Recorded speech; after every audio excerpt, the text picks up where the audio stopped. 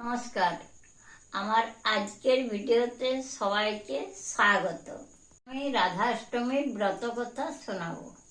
তো পুরাণে মূলত রাধাষ্টমীর পৌরাণিক কাহিনীটি বর্ণিত হয়েছে। সেই কাহিনীতে বলা হয়েছে বহু বহু কাল আগে সূর্যদেব একদিন পৃথিবী ভ্রমণ করতে এসে পৃথিবীর রূপ সৌন্দর্য অনাবিল আনন্দের ছবি দেখে আকৃষ্ট হয়ে পড়েন এবং মন্দার পর্বতে গুহায় গভীর তপস্যায় মগ্ন হন। এইভাবে অনেক দিন কেটে যায়। সূর্যের অনুপস্থিতিতে পৃথিবীর অন্ধকারাচ্ছন্ন হয়ে পড়ে। সূর্যালোক ছাড়া যে পৃথিবী বাঁচতেই পারবে না।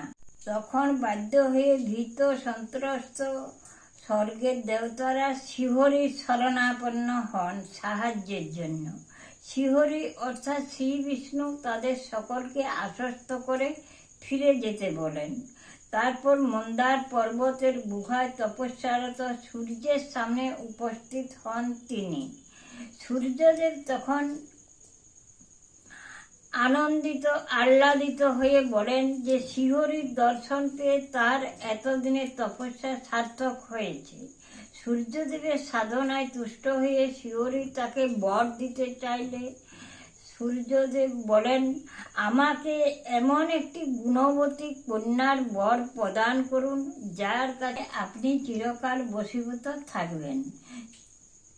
শ্রীহরি সূর্যদেবকে সেই বরই দিয়েছিলেন এবং বলেছিলেন, পৃথিবীর ভার লাঘবের জন্য আমি বৃন্দাবনের নন্দালয়ে কৃষ্ণরূপে জন্মগ্রহণ করব, আর তুমি সেখানে বৃষভানু রাজার হয়ে জন্মাবে, আর তোমার কন্যারূপে জন্মগ্রহণ করবে শ্রীমতী রাধা। এই ত্রিলোকে আমি একমাত্র শিরাধিকারই বশীভূত থাকব। রাধা আমার মধ্যে কোনো প্রভেদ থাকবে না।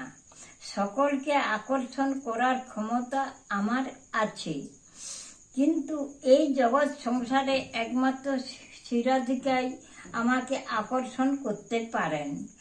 এরপর শ্রীহরি তার প্রতিশ্রুতি অনুসারে মর্ত্যের নন্দালয়ে জন্মগ্রহণ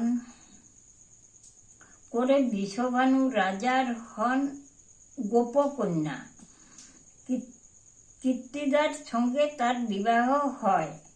তারপর যথাকালে ভাদ্র মাসের শুক্লপক্ষে অষ্টমী তিথিতে ধরিত্রীকে পবিত্র করে কীর্তিদার গর্ভে শ্রীমতী রাধা জন্মগ্রহণ করেন। শিরাধিকার এই আবির্ভাব তিথিতে রাধাষ্টমী নামে পরিচিত।